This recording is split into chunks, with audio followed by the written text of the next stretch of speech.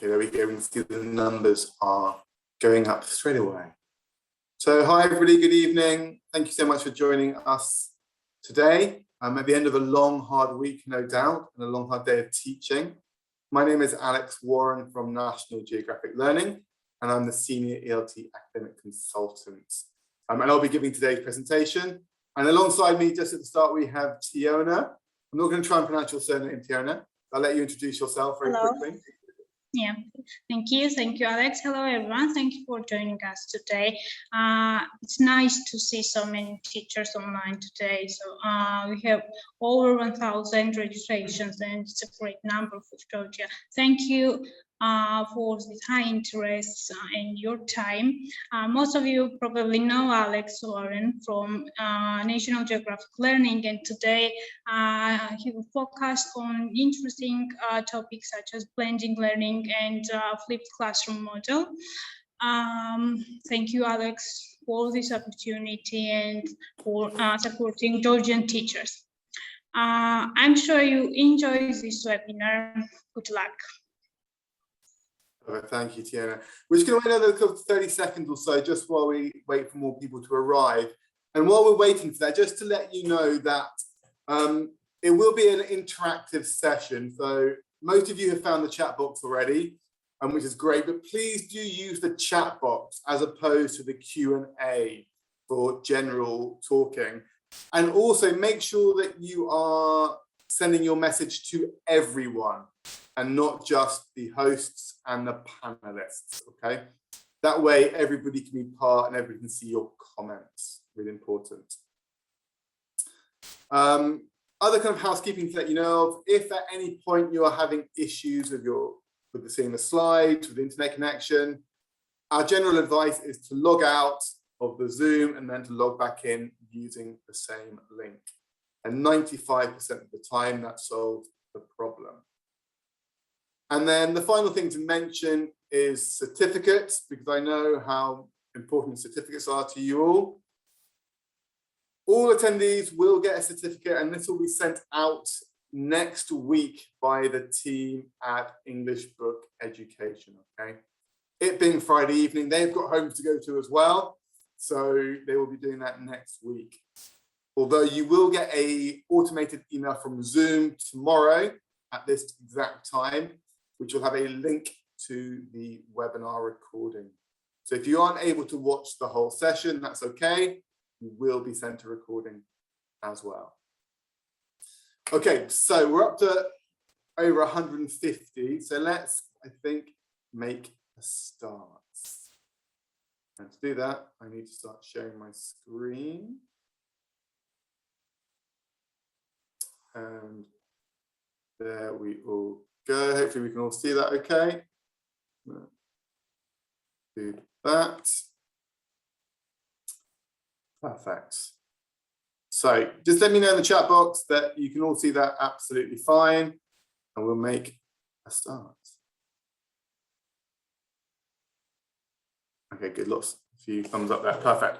Okay, so we're talking all about this idea of making the blended classroom work for you, which, given the last turbulent 18 months, nearly 2 years that we've been through, is still an area where teachers need help, they need support to make it work as effectively as possible. So that's what we're going to explore during the session. And just to give you an idea of where we're sort of headed on that, we're going to just start off very briefly with a quick definition of what as blended learning, because different people do have different definitions, different understandings of that term. Hi, everybody. We'll then look at why flipping the classroom is a really effective way of making a blended classroom work. And then, lastly, we're going to do some examples of how to make it work in a practical sense. Okay, hello, Mary. Hi, Sophia. Hi, Ruthdan. Hello, everybody from Georgia. So, blended learning. What do we actually mean by blended learning? Because like I said, everyone thinks that they know what blended learning is. Yeah, you ask anyone what it is, and you'll get a range of different answers.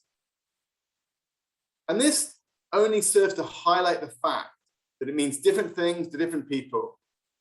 And in fact, putting this webinar together, I asked the same question to different teachers from around the world, different coordinators, different teacher trainers, and each time I was presented with a slightly different answer. But you know what? Maybe that shouldn't be so much of a surprise, because the term blended learning has only been in use for around about 20 years. And during that period, its meaning has constantly been changing. So to give me an idea of where you guys are at, I want to ask you the very same question. What does blended learning mean to you? Is it A, a combination of methodologies, B, a combination of face-to-face and online teaching? Is it C, a combination of technologies, or maybe even D, all of the above? So we can do this as a poll. So you should be able to see that now. And I'd like you to click on either A, B, C, or D in the poll. And I'll give you about 30 seconds to get your votes in before sharing you the results with you. So is it a combination of methodologies, a combination of face-to-face and online teaching, a combination of technologies, or all the above? And I should say, there's no definitive right or wrong answer here. It all depends on your own viewpoints, your own opinions, and how maybe it applies to you in your teaching scenario, your teaching situation. Hi, Mena from Kurdistan, you snuck in. Congratulations. Okay, that's long enough, I think. Let's share your responses. What was the general view? And the poll, share the results. So we can see there that 64% of you ticked all of the above, and then 30% of you said a combination of face-to-face and online teaching. And this is kind of where I would be going with it as well, actually. I think to an extent, it does involve a combination of technologies, a combination of methodologies. But I think the core behind the idea of a blended classroom is that combination of face-to-face and online teaching. But actually, I think we probably need to be a little bit more definitive by what we mean by face-to-face, because actually, given the last 2 years or so, face-to-face doesn't necessarily mean has to be in person. It could be face-to-face online. It could be face-to-face in person. So actually, we may want to kind of modify that statement as being a combination of synchronous teaching and asynchronous teaching. So synchronous at the same time, asynchronous, the students are doing work either pre-class or post-class by themselves, which by default is online teaching or online learning at least. Okay, stop sharing that question. But I think this quote sums up, even though it's kind of 10 years old now, from Stokes kind of sums it up. Blended learning is a time students learn at least at part or in a small location away from home, and at least in part through online delivery with some element of control over time, place, path, and pace. So essentially, it is that idea of at home or in the classroom. Okay, and I think whether it's online or in the traditional teaching context, it is really important that we think about the blend of how we are approaching that content that we want to teach to our students, or that we want our students to learn. What's best to be done in class? What's best to be done at home, online? And that's what we're going to sort of focus on during the session today. But just to kind of visualize this idea of the blended classroom really quickly, or, the flipped classroom, let's say, because really, for me, if I'm talking about blended classrooms, blended learning, flipped learning is the most effective way of doing this in many ways. And let's look at it in a more visual way. We have this before class. where the students are preparing to participate in class activities. They're doing the background work so that when they come to class, they can apply key concepts with feedback from the teacher. They can actually actively participate in the classroom. And then post-class, they're checking their understanding, they're extending their learning by doing other activities. And as you can see in the images there, you know, the after and the before, the out of class, it is online, it's on the computer. Therefore, it is blended. But why? Why is a flipped learning approach to an online class, but even a face-to-face classroom actually? What are the advantages of that? How does it help the teacher? How does it help the students? So let's get some ideas from you guys before I share my responses to this question. What do you think are the benefits of flipping, blending, an online or otherwise class? What do you think? Hi, Tina. Hi, Nana. How would you answer that question? If one of your non-teaching friends said to you, well, how does this help you? How does it help your students?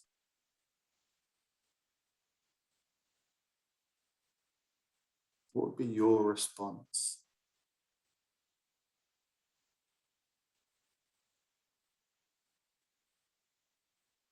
I mean, in the chat, looking diversity potentially, yeah.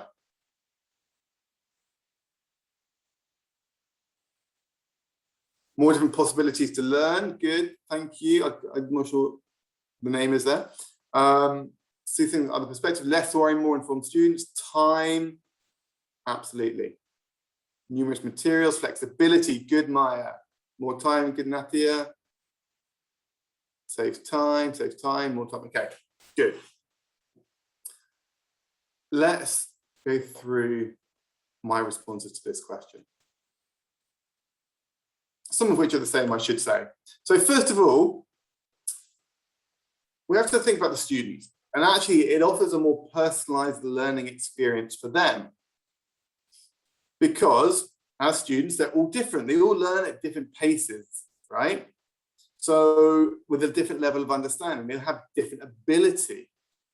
So imagine we're doing a grammar lesson in class, let's say present perfect. Some students are going to get that faster than others. But in class time, we're a little bit more restricted with the time that we have and how long we can spend doing on it, right? But let's say we're in a grammar class, we're giving them the grammar before class, they can study that at their own pace. So the stronger students can spend 5 minutes on it. The weaker students, the less familiar students, can spend longer on it. So it offers a personalized learning experience for them. And by default, therefore, it aids, it facilitates differentiation in the classroom. So there's less of a concern for you or those mixed abilities, because when they come to class, if they've done the pre-work for the lesson, the flipped part of the lesson, then they should theoretically be more or less on the same wavelength, the same kind of step of understanding of the grammar, of the reading of whatever it is you're doing in the classroom, which allows you then to do more productive activities in class. And certainly this is true. You know, this is some research by a teacher in Spain about with her students, what her students thought about the flipped, the blended classroom for them. You know, I like the flipped classroom. I don't need the teacher to repeat, which is embarrassing in front of class. I don't have to wait for others to take longer to understand. That's a key facet, a key advantage. You know, I usually rewind the video. We'll come back to that idea of what the flipped classroom is in a moment. I only ask because I don't want the others to think I'm stupid. So, you know, we all know this, especially teenage learners. They don't want to put their hands up and be embarrassed in front of their classmates. So how can we take that embarrassment away? We get them to do it at home by themselves, right? If the same content is taught in class, it takes much longer because there's 30 of us or more. And there are always quite a few who don't get it first time. So the teacher has to rewind many times. It's boring for me. Flipped classroom, blended classroom, it eradicates this issue. So it's really beneficial from a student perspective. How else does it help? Well, it helps them to develop that learner autonomy, that golden ticket, that holy grail that we want all of our students to achieve, where they are more independent, where they are more autonomous, they're taking control, taking responsibility for their own learning. It's at this point that they realize that actually the teacher is purely just a facilitator. They have to take control, they have to take responsibility as much as their teacher, as much as their school. So that's how it helps the students. But for the teacher, it offers more flexibility with what you do in class. All of you said about time, and it gives you more time in class to do what you want to do, or at least what the students want to do, what the students enjoy. Now, if I ask you this question, what do your students most enjoy in your English lessons? Tell me in the chat box. What do your students most enjoy in their English lessons? Is it doing long grammar presentations, games, interactive tasks, personalized tasks, writing essays and role-playing games? Exactly. Someone wanted the previous photo quickly. Exactly, and all of that is productive, right? Discussions. So how often do you actually get to do that? You know, I've observed, I don't know how many lessons, and so many times the teachers fail to get to the end activity, the productive, the speaking activity. They spend far too long doing the detailed grammar activity. Hi, Diana. So it offers them flexibility. It makes the whole thing more student-centered. The focus is on the learners, not the teacher. And as Aaron Sams, one of the innovators of the flipped classroom, says, it's not about the where and the where, sorry, the when and the where, about the instruction is delivered. It's about flipping the attention away from the teacher and towards the learner. It makes the classroom more learner-focused, more learner-centered. And what that therefore allows for is for more communication, more fun classrooms, games, role plays, discussions, that productive side of the language. And as Barbie Honeycutt points out, the flipped classroom model can help us design more interactive, more engaging online or face-to-face learning experiences. And therefore, the online classroom allows us to expand on what it means to flip. Tell me in the chat box, do you want your lessons to be more interactive and engaging learning experiences? Just give me a quick yes or a quick thumbs up. Yes, yes, yes, yes, yes. Absolutely, of course, yes. Why then do we then struggle maybe to instigate a more blended approach, a more flipped approach to online learning, if they can facilitate our classes in such a way? We'll come to that question shortly. But before we address it, I think we do need to address something else first, okay? Because as great as the blended classroom idea is, there are things you have to consider, things we have to take into account when we're going to take a flipped or blended learning approach to our classrooms. So what kind of things do you think might prevent us from flipping, from blending our classroom in such a way? What things do we need to consider, take into account? So I'll give you one to start off with. The age, the maturity of your students. Because they have to have that certain degree of trust, ability of doing their homework or doing the blended work at home beforehand, they need to be a certain age, have a certain level of maturity, an understanding of why they're doing it. So, you know, a blended approach doesn't necessarily work with younger learners or primary age students. They don't have the wherewithal to do it. For me, it's something I would start to introduce at sort of lower secondaries or 12, 13-year-olds and upwards. They have a growing sense of responsibility and growing independence as well. They're becoming teenagers. But what else? Tell me in the chat. What else do we need to take into account, apart from maybe the age, the maturity of our learners, to ensure successful blended flipped classrooms?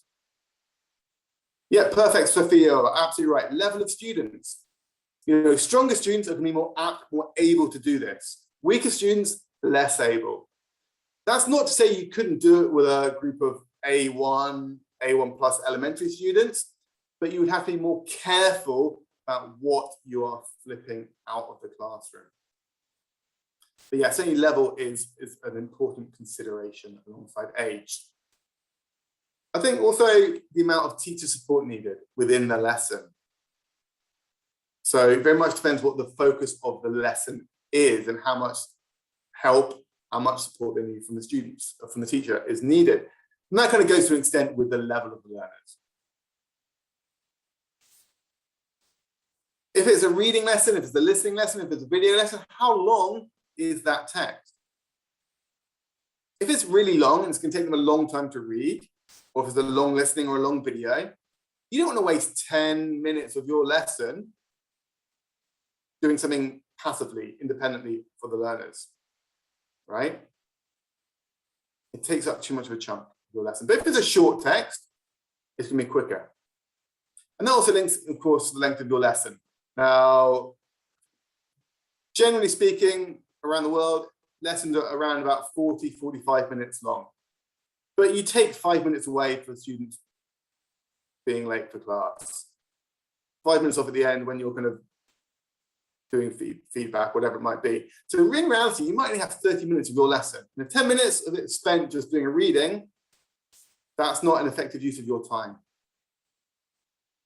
Because you have to think about how lesson time is best spent. And we've already agreed it's best spent when they're interacting, when they're communicating, when they're having an engaging learning experience. And then the fun thing is this idea of the motivation of the students, right? How can we make sure they are motivated enough to do what we want them to do? And that's a really difficult question because it isn't easy, because every student is going to be different, right? So how can we motivate our learners? How can we ensure that they are going to do what we want them to do pre-class? How can we make it work? How can we motivate them to do it? Any ideas, any thoughts from your own experiences so far teaching online? Absolutely. So we should encourage them, but how? That's kind of the bigger question. What should we dangle? Okay, knowing the needs and interests. Okay, so having the appropriate content, that'll be true of any kind of lesson. Self-evaluation, knowledge. I think you're going to write this. Vary the tasks, absolutely. You know, if you're giving them the same kind of things to do every time out of class, they're going to get bored. So variety, content, absolutely. Okay. My kind of default for this is that, you know, we have to openly communicate the goals, the rationale, even the challenges behind the flipped or the blended classroom. And when necessary, actually communicate that not only to our students, but to their parents as well. Because logically, if the participants in this new approach understand, are familiar with the benefits, there is more buy-in, there's more willingness to participate. So we have to get that student buy-in in the first instance.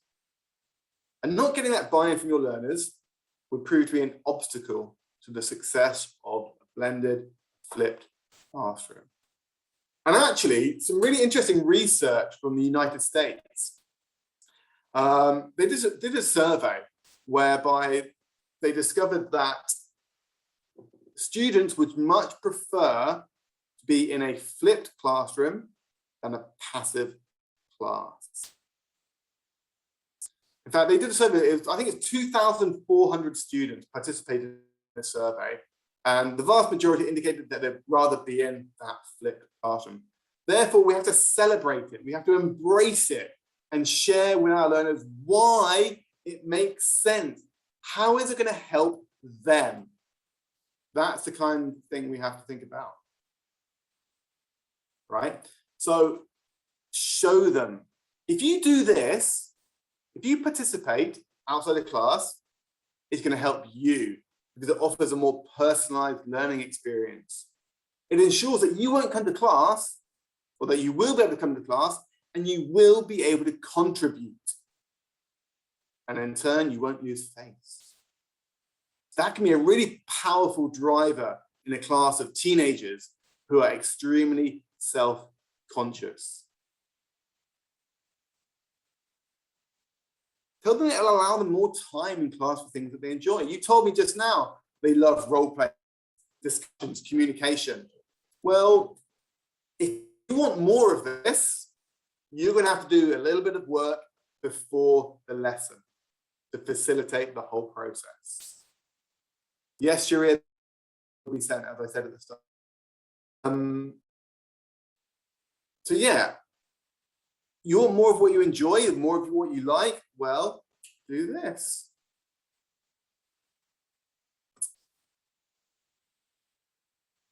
Tell them it'll give them more time for you to help them. So more independent feedback from, or student-specific feedback from the teacher.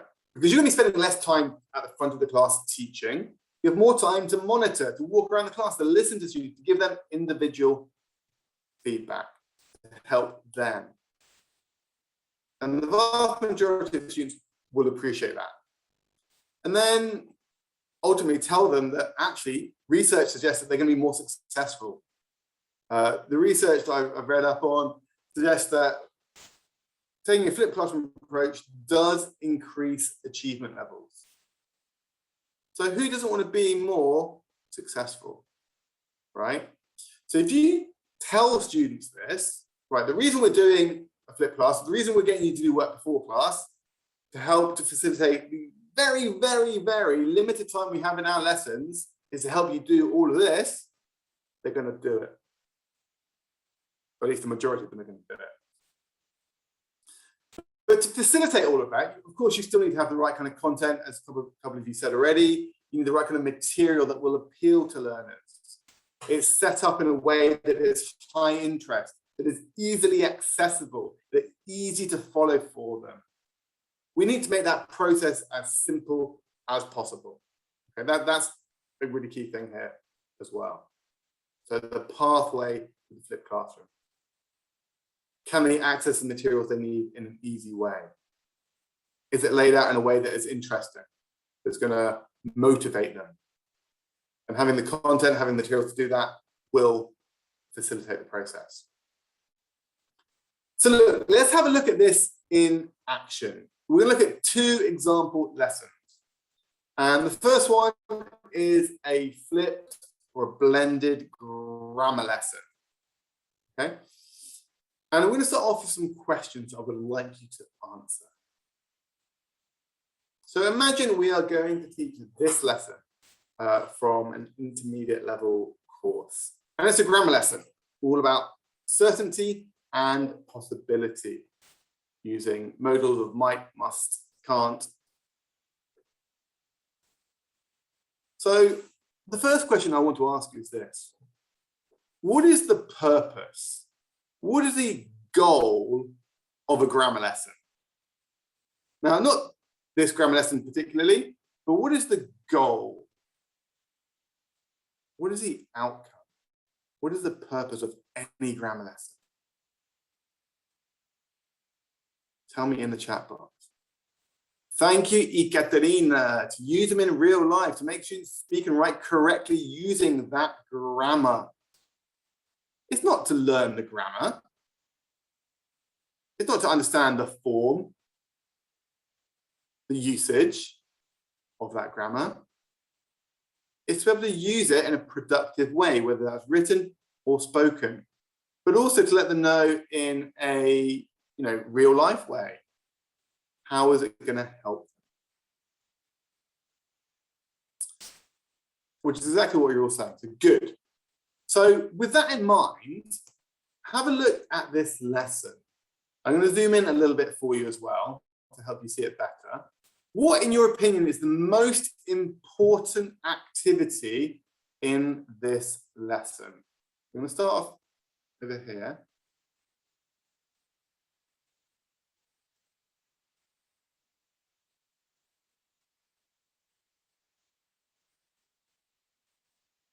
More controlled practice there.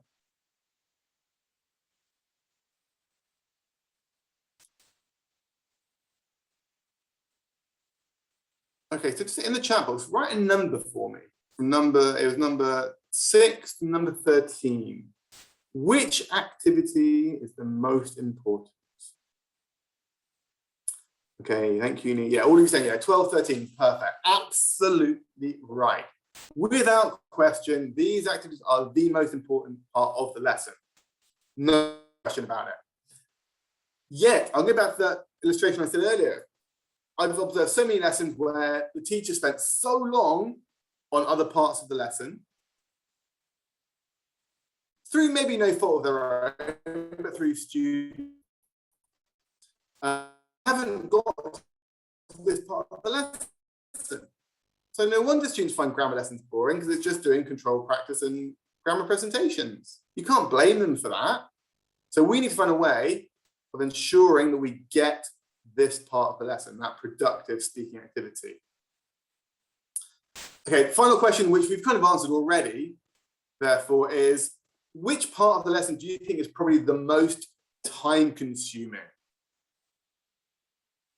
So again, put a number down from 13. What is the most, or potentially the most time consuming activity here? Maybe 12, 13. Okay. I understand why you've done that. We've got a bit of a mix of answers. So I can understand why you've said 12 and 13, because that is the part we should be giving most time to, because it's the production. But in reality, we probably didn't give it as much time as it needs, because we spent too long doing other stuff. Exercises 8 and 9, the control practice. I might even argue that 6 and 7 can take a really long time, depending on the level of your students, depending on you, the teacher. But certainly, 6, 7, 8, 9, 10 potentially take a really long time. The grammar presentation, the control practice. But when we think about that, students not do this by themselves at home before the class. We're going to look at something that might help you to make a better decision on that. So let's take a closer look at this activity here. Have a look at the exercise 6 and 7. How would you describe this approach to grammar? How would you define it?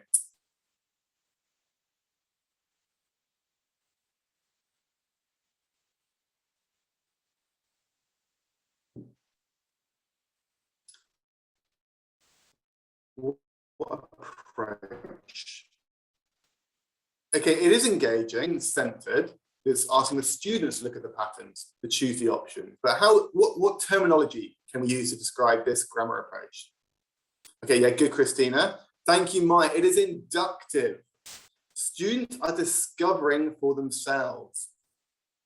And so an inductive, or let's say a guided discovery approach, whereby we're providing context and questions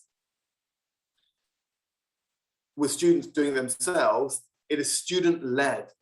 And in essence, it actually really lends itself really nicely to a flipped approach.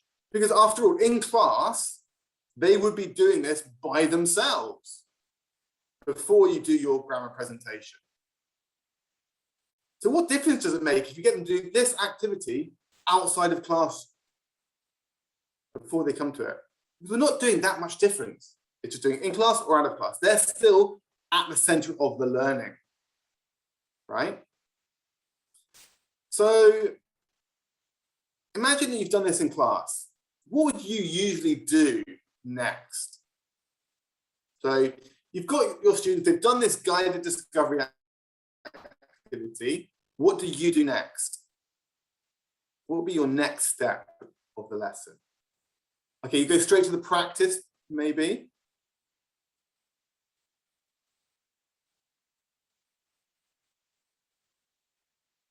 You could elicit, yeah, good. Well, I can't pronounce it, Marika. You might do it, okay, you might then go into a more detailed presentation, right, Lika? Absolutely. I think from my observations of teachers, they like to clarify. It's like, okay, this is what you think. Let me now give my long grammar presentation all about it, just to clarify, to make sure that your understanding is correct. The other thing I've seen many, many teachers do is send them to the back of the book. But we'll come to that in a moment. But look, the guided discovery approach is done independently of the teacher, inside or outside of the classroom. It encourages analytical learning. It improves their critical thinking skills. It involves them in problem solving. It gets them participating actively, and it builds their learner autonomy. But more than that, it builds or makes learning more memorable for them as well. It's more cognitively involved, deeper learning. So yeah, the next step, what would you do? Well, you might practice, but I think before you get to the practice, you're going to maybe direct them to the grammar reference that most course books have in the back of the book. So again, if you're doing that in your class, and I've seen this so many times, teachers do the activity on the left. Okay, now look in the back of the book and read the definition. That is not an effective use of classroom time. And I would get really frustrated with teachers when I saw them doing this. It's lazy teaching apart from anything else. It's not actually teaching, it's students doing it for themselves. So why not send all of that outside of classroom? They can do that at home by themselves. No questions about it. But we need to help them as well. So in true essence of the flipped classroom, we need to provide them with video content. Essentially us teaching, us clarifying the grammar point in this case. This is what Aaron Sams did when, and then Jonathan Bergman did when they first came up with the approach.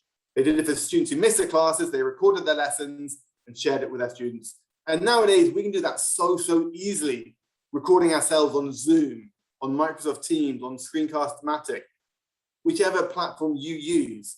You can do a short 5-minute video going through the grammar that they can watch alongside the grammar summary in the back of the book as well. And these videos, they shouldn't be long. It should be maximum 5 minutes, more or less. But it also should be interactive. It shouldn't just be the teacher talking, it should be asking questions, getting the students to pause and have a think about it, or answer some questions as well. So the videos we produce need to be the right kind of video as well to support this out-of-class learning. But you don't necessarily have to make a video yourself. Videos are already in existence for every grammar point under the sun. So this is actually taken from this live series from National Geographic Learning.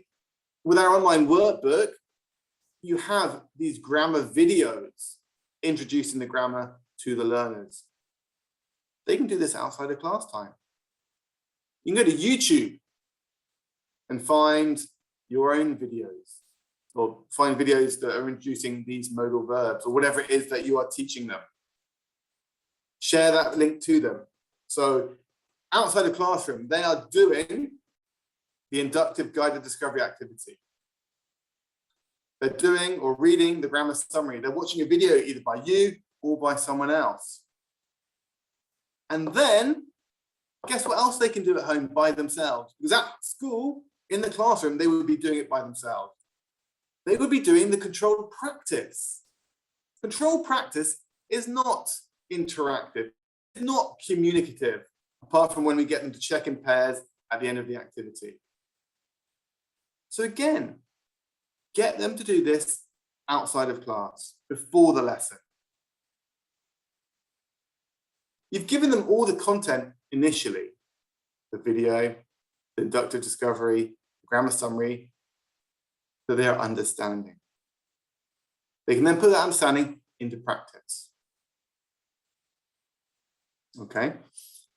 Which means that when I come to class, well, that's the question. Because how do I know that students have done all of the work? How do I know that they've understood? Well, the first thing we have to remember is that the reason we've done all of this before class is to give them more time in class for production of the language, to reinforce what they've learned at home. So if we consider the work done outside at the present stage of a PPP lesson framework, then class time is for the practice, the production stages. But that initial stage, that initial part of the lesson should be a bridge between the flipped content and the actual lesson itself. Because we need to help them see the link. So how would I start my lesson in person? I would do an entry ticket. What do I mean by an entry ticket? I mean, we do like a quick quiz, a quick check. Out of class, you guys were learning all about might, must, can't for expressing certainty and possibility in the present and past. Give me some examples of that. So, spoken production. It might be I want to check through their understanding in a little bit more detail, right? But it's seeing what they have learned and then taking that and using that as the basis for my lesson. So in terms of that structure, something that I might kind of suggest is that, okay, they've done all that pre-work at home, but let's just give them a couple of minutes at the start of the lesson for them just to check with each other that their understanding is the same, the grammar. Just a couple of minutes. I'll then do some teacher clarification. Again, maybe sort of 5 minutes. But what we've done here is we've reduced the amount of time I spent in class on activities 6 and 7, which might be 15, 20 minutes, and I've halved it, if not more, which gives me more time to do the other things in class, especially if they've done a lot of the control practice at home.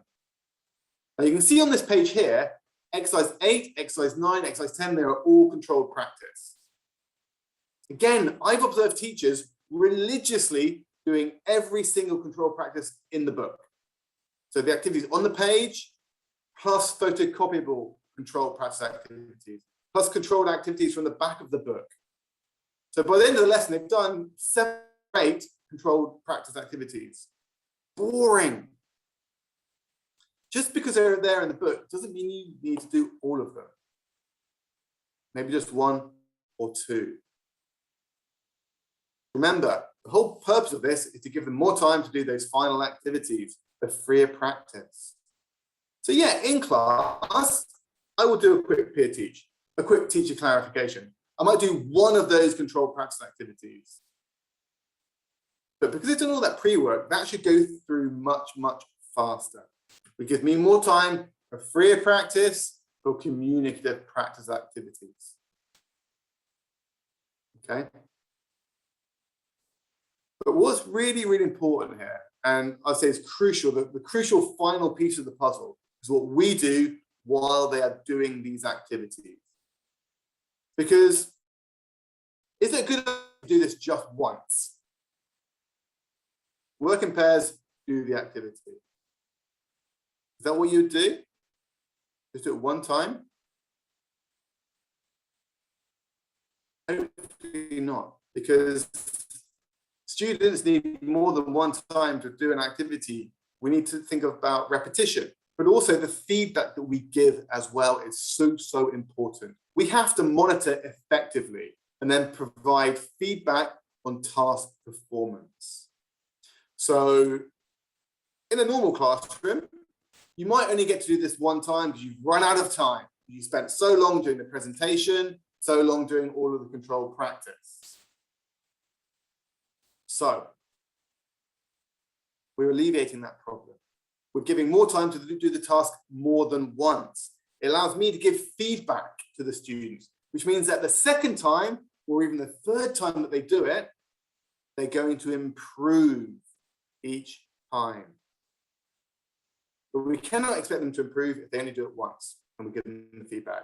They need that second opportunity as well. So in other words, this whole idea of blending it, flipping the classroom, gives us more opportunity to be more meaningful, to do more meaningful, and to be more effective in our language classrooms, to develop their linguistic abilities, while leaving that kind of the nitty-gritty of language learning done at home, making use of the technology that we have, making them more autonomous learners. Okay, hopefully that all makes sense to you. And you want to do more fun stuff? You need to do the work before class. Okay, so that's one example, flipping a grammar lesson. Let's have a quick look at flipping a reading lesson very quickly.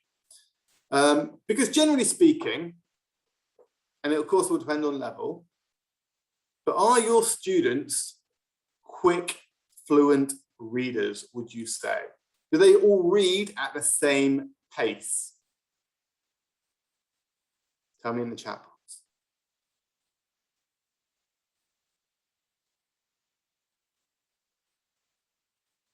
Your readers, okay, they're good. Okay, but do they all read? Okay, most of them, yes. Thomas says, of course they don't. And of course, generally speaking, students will read at different paces, which means that some students will be sat there bored, waiting for others to finish. And quite frankly, reading is such an independent task, generally speaking. Of course, you can do jigsaw reads and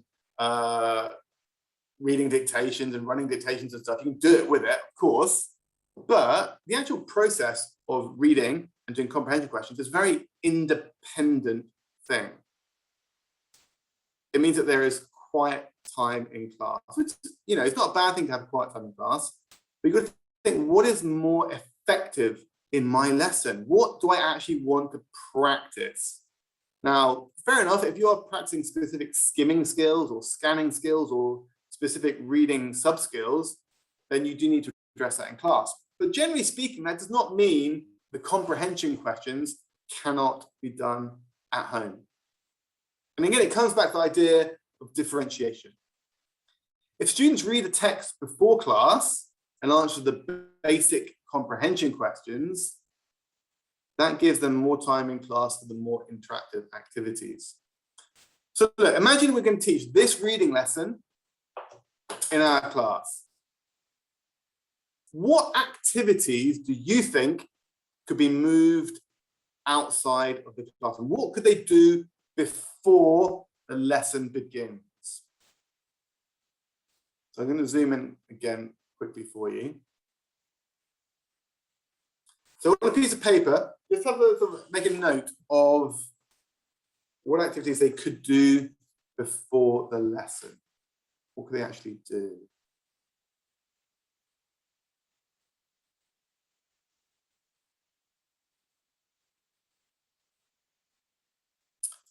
Yeah, so before the lesson. So yeah, of course you could do that in a traditional reading lesson, but we're not doing a traditional reading lesson here. We are flipping it. We're getting them, well, you tell me. We're getting them to do the reading before the class, right? The warm-up can be done beforehand. The vocabulary activities can be done beforehand. You give them the text to read before the class, exactly. Okay. So actually, within this lesson, we'll see the answer in a moment, how I would do it. There are many things we could get students to do beforehand, which will give us more time in class for more communicative activities with the text. But the general consensus here is that the answer to that question is that any content that requires less cognitive load on the student's part, those structures that involve only the lower levels of Bloom's taxonomy, remembering and understanding, can be done outside of class. Students do not need your support in class to read a text, which they're doing by themselves anyway, right? So we're sort of putting that into Bloom's taxonomy. Understanding and remembering can be done outside of class. In other words, comprehension questions, basic comprehension questions, true, false, short answers, gap fills, multiple choice. They can do that at home. There's no need to do that in class time. In class, we can be applying content knowledge from that reading. We can analyze it, we can evaluate it, we can do creative activities using that text as a springboard. And this is for me what reading lessons are about, is using that as a springboard for real life activities. In real life, do you answer comprehension questions on everything that you read? No, of course you don't. But what you might do is discuss what you have read. Oh, I read this really interesting article about North American tree frogs, for example. And you would talk about it. So based on that idea of sort of lower and higher order thinking skills on Bloom's taxonomy, the activities that I would do outside of class would be sort of 1, 3, 6, and 7. So the vocabulary, the comprehension questions related to the reading. Because it's always that first reading, that detailed reading, that takes the most time. Because I know what students are like. They want to understand every single word. Now, people putting their hand up, teacher, what does this mean? And you have to go and help them. Or you say, have a guess, use your dictionary. If they're reading it at home, they're taking that responsibility for themselves, getting a dictionary out. Whereas in class, exercises 2, 4, 5, 8, 9, 10, 11, 12, these are far more communicative, far more collaborative.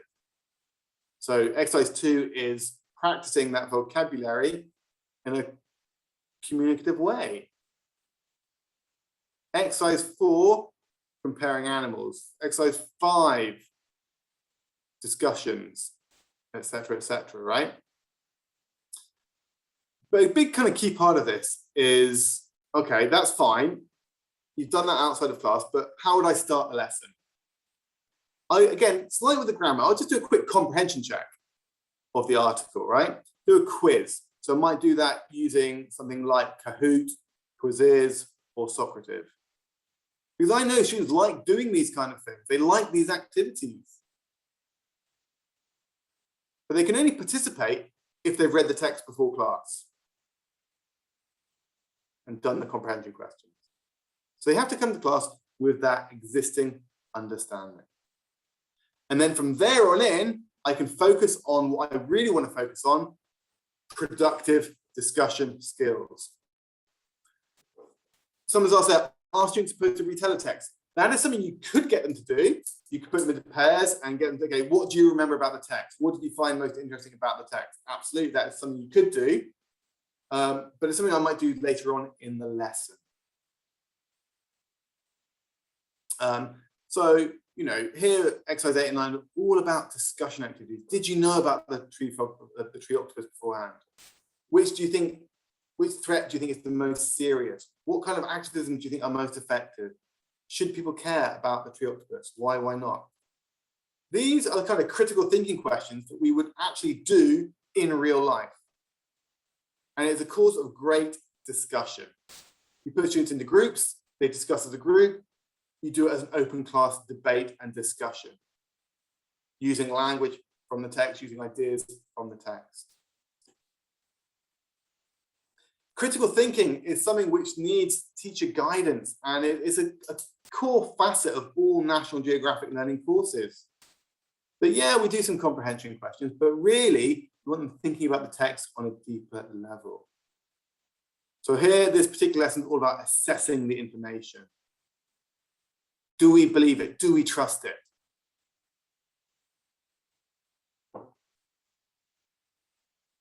Which kind of different activism is most important, and so on.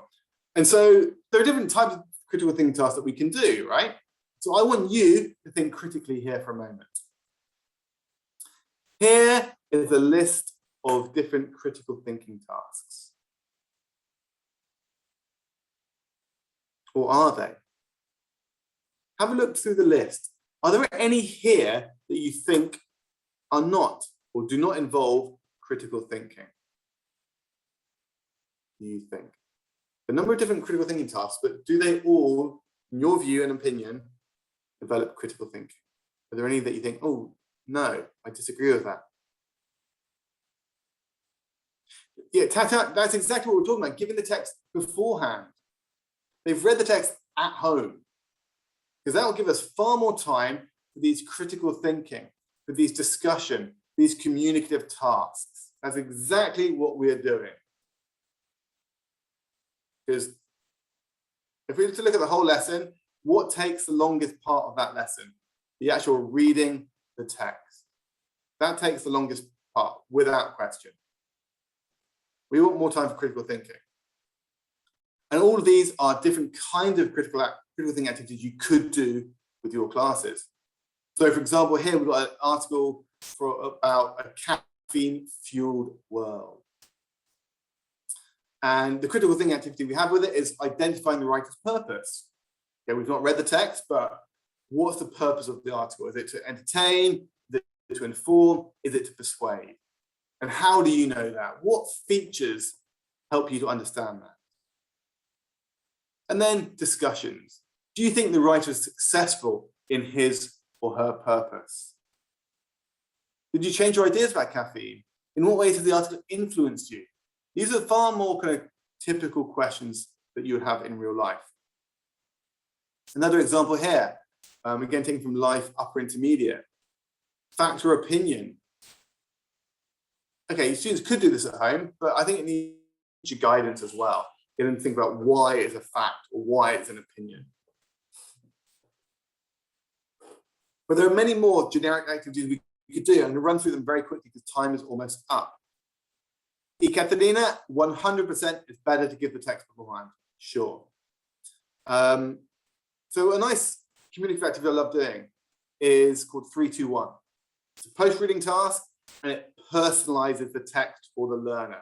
There's no right or wrong answer, it's just their view. Even for adults, yes, absolutely. So 3 things that I learned from the text, or 3 things that I found interesting. 2 things that I still want to know or to find out more about. And 1 thing that I would like to fact check about the text. But like I say, there's flexibility here. It could be 3 new words that you learned, 2 emotions that you felt as you read it, surprise, interest, shock. 1 thing you already knew, 1 thing that made you stop and think and wonder more. With a few internet issues going on, that's okay. We'll have the recording later. But it's a very personalized reaction to the text. It is authentic communication. And that's the key thing, it's authentic. Okay, some other activities you could do. And again, this kind of structures it nicely for the learners. What did you find most interesting? Yeah, KWL charts, good to know. Did anything surprise or shock you, and why?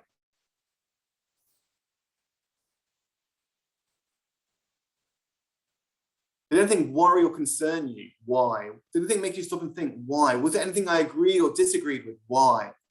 Has my view or opinion changed? Why? It creates discussion. It's more interesting for learners than just basic comprehension questions. Use the text as a springboard for discussion. One of the last activities I want to do with you really quickly is called the 4 C's. This is not 21st century C's of communication, critical thinking, collaboration, and creativity, although there's an element. We get students to find connections. What connections do you draw between the text and your own life or your other learning? So this is all about biological blueprints. It might link to their technology classes, to their biology classes, for example. Challenge. What ideas, what positions, what assumptions do you want to challenge or argue with in the text? We're actively encouraging them to question what they have read, to become more critical readers. Nearly finished, guys, don't worry. Concepts. What key concepts do you take from it? What do you think is most important? And then finding changes.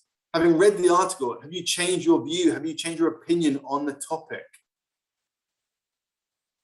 So it's forcing reflection. Other activities you can do is get them to interview the author or the subject. It's using the text as a basis for communication. So in pairs, imagine you're going to interview the people in the article. Think of 5 questions you'd like to ask them. Then role play that scenario. And to do that, they have to have a clear understanding of what's happening in the text. But it's doing so in a more interactive, communicative way. You could do a newspaper rewrite, essentially summarizing it. You've been asked to rewrite the story for a newspaper. You have a strict word limit of 150 words or 100 words. You can change it as you like. Get students to summarize, to identify what they can change, what's the important information. But again, at the heart of it is the fact that students are working together. It is collaborative. Okay. Okay, let's bring things to an end. Bear with me a second. Okay. Ultimately, though, really, it's all about finding the right blend. There's no right or wrong answer here, okay? You know your students best. You know what they're going to be able to do and how they're going to react to certain activities in class, okay? We have to think about the homework, the pre-work, the blended work, the flip work before class. What am I going to get them to do to help give them more time, make my classes more interacting, more communicative, better for them? And then how can I follow that up? In other words, you want them to get them to do the interactive stuff at home by themselves. Grammar presentations, readings, control practice activities. They're all independent things. They'll do them on their own in class anyway. But get them to do them at home by themselves. Because the key aim of this model is the opportunity to maximize student learning opportunities in the classroom by deliberately shifting direct instruction to outside of the group learning space. And in the group learning space, in my class time, whether that's in the online synchronous classroom or the face-to-face synchronous classroom, it doesn't matter. But students get to do more of what they enjoy. It gives you the opportunity to see how they are producing the language. That is far more effective use of classroom time. And we do that only by getting that student buy-in, by analyzing what we're going to get them to do at home and what they're going to do at class. So take some time to reflect. Going forwards, how will you try and fit your lessons to maximize your face-to-face, your online, your blended, your hybrid classroom time? This model can fit all of those models. Okay, it's just a question of thinking about the blend. So listen, thank you so much for your time, for your attention at the end of a long week, a long Friday. It's been a wonderful opportunity to speak to you all today. A great participation from all in the chat box. It really does make such a difference. It makes me feel I'm not speaking to myself all of the time. So thank you for your participation. I should say as well, all of the examples today came from 2 courses from National Geographic Learning. One is called Perspectives, which is for upper secondary, and one Life, which is for upper secondary and young adults.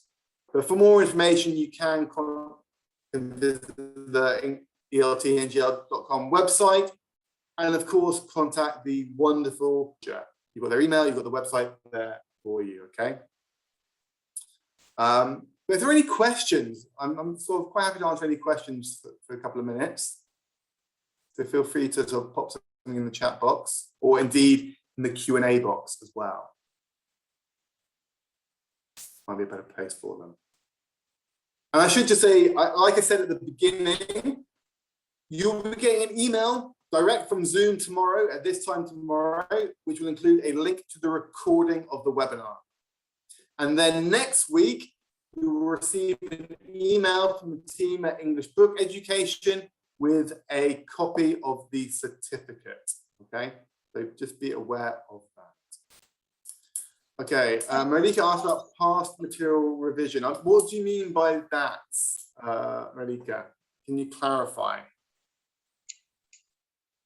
And Tiona is back on the line. Hi, Tiona.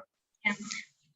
So Alex, thanks so much for covering such interesting topics. Thank you so much. Thank you everyone for your participation.